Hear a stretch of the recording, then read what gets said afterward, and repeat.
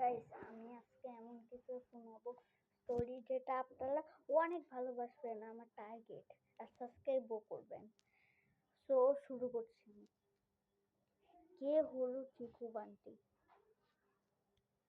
আর ওদের মরার কাহিনীটা কি ছিল আমি এটা বলছি। একজনের খালাতো বোন বা কি ছিল আমি জানি না অতটাও। আর একজনের খালাতো বোন, ওর দুটো দুষ্ট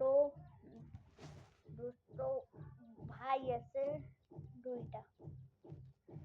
একজনের নাম চিকু, আরেকজনের নাম বান্টি। ওরা একদিন স্কুল বাস দিয়ে যাচ্ছিল, হঠাৎ করে বাস নষ্ট হয়ে গেল। বাস নষ্ট হয়ে যাওয়ার কারণ ওরা যেতে পারলো না। পরে টাইম কাটানোর জন্য বাইরে এলো, সবাই বাইরে এলো, কিন্তু চিকু বান্টিও বাইরে এসেছিল। জানিনি তো ওরা কত দুষ্ট। পরে ওরা অনেক গভীর একটা জঙ্গলে চলে যায়। পরে জঙ্গলে যেতে যেতে আর ফিরে আসে না। বাস তো রেডি হয়ে গেছে, কিন্তু আর ফিরে আসে না চিকু বান্টি। পরে একটা স্টুডেন্ট গিয়ে বলে যে চিকু বান্টি আসে না কেন? তারপরে অন্য স্টুডেন্ট বলে যাওয়া লাগবে আমাদের।